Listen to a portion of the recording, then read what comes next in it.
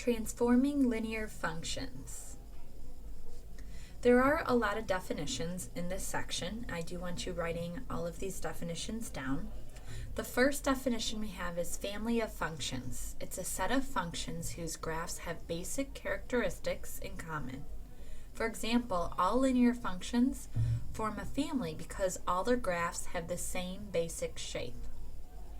A parent function is the most basic function in a family. For linear functions, the parent function is f of x. You'll see what's called transformation. This might be review: transformation, translation, rotation, reflection. What a transformation is, it's a change in position or size of a figure. There are three types of transformations. There are translations, rotations, and reflections. A translation is a type of transformation that moves every point the same distance in the same direction. When we think of a translation, we think of a slide. A rotation is a transformation about a point. This is where you take your original image and it does a turn. So when we think of rotation, it's a turn. Reflection is a transformation across a line that produces a mirror image. And we can think of this as a flip. So reflection is a flip.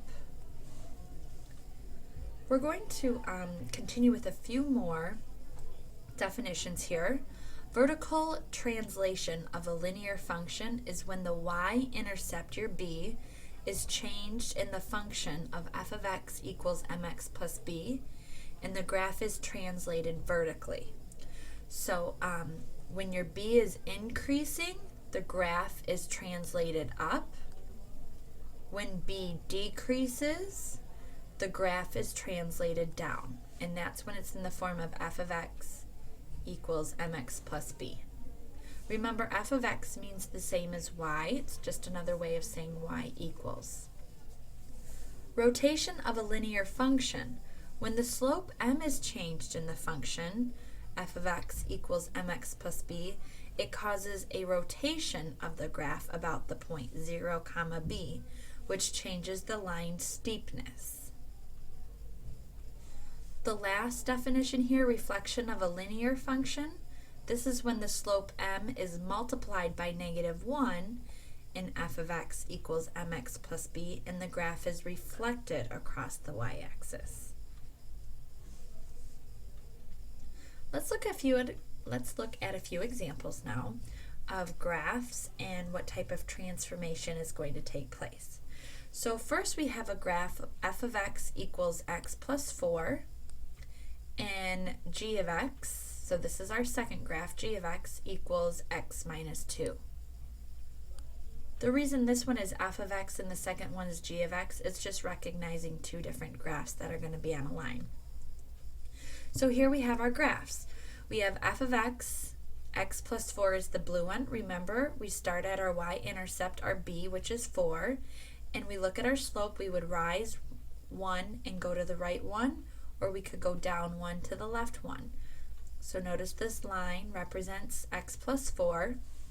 The second one represents g of x equals x minus 2.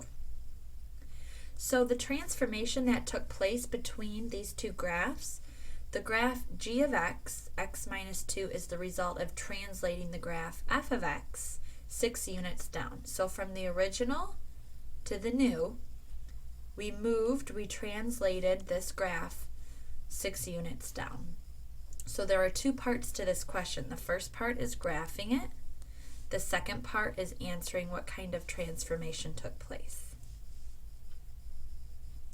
Our next example, they want us graphing f of x equals 3x minus 1, g of x equals half x minus 1. So we need to graph each of these individually, starting by looking at our y-intercept. Notice our y-intercept both starts at -1, but our slopes are different. So this is what the graph is going to look like. Notice the blue line is representing my f of x, 3x minus 1. My red line is representing g of x, half x minus 1. And then they want us to determine what kind of transformation took place.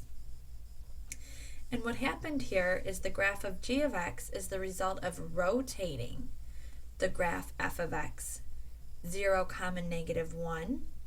The graph of g of x is less steep than the graph of f of x. And we can look at the steepness of the graph by looking at the slope. Notice the slope for g of x is half, where the slope of f of x is 3. The larger the slope is, the more steep it's going to be. The less value the slope is, your linear line is going to be less steep. So for this example, here is our first step. We've graphed our 2 equations. Our second step is that we've recognized the transformation is rotating around the point 0, -1. It makes sense too because both of our y-intercepts have the value -1. Our third example, we have f of x equals 2/3 x plus 2, and they want us to reflect this across the y-axis and write a function g of x to describe the new graph. So here we have this. We have f of x here, which is 2/3 x plus 2, which is the blue. Our new one, g of x, we are reflecting it across the y-axis. So here's my vertical y-axis. So we reflect it over. So my new graph of this is going to be the equation for this. The function for this is going to be, to find g of x, you're going to multiply the value of m by -1. F of x is 2/3 x plus 2, so if we multiply my m by -1, my new equation is going to be g of x equals -2/3 x plus 2. So we just made our slope opposite when we reflect it.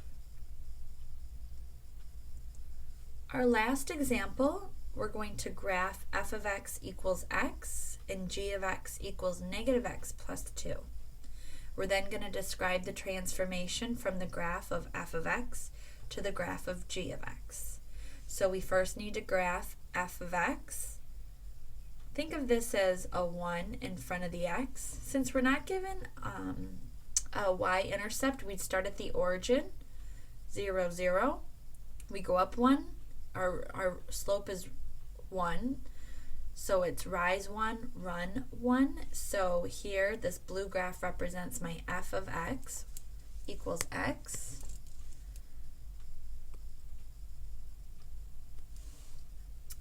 My g of x equals -x plus 2. And so for this, we would start at +2. My slope is -1 over 1. So we go down 1 to the right 1, down right to the right 1. So here is my g of x equals -x plus 2. They have a third graph here, and they're just showing what a parallel line would look like. We have h of x equals -x. They're not asking for that, but this graph is just showing us parallel lines with my f of x, and then how it creates a perpendicular line with my, it's parallel to my g of x. It's perpendicular to my f of x. So it's just adding an additional graph to show you parallel versus perpendicular lines here. The transformation that did take place is that there was a reflection that took place, and then there was also a translation where it slid. So that is what this graph is representing. So make sure with your notes you've wrote down every single example, you've put the graphs in, you've answered what kinds of transformation it is, because you will be doing these problems out of the book.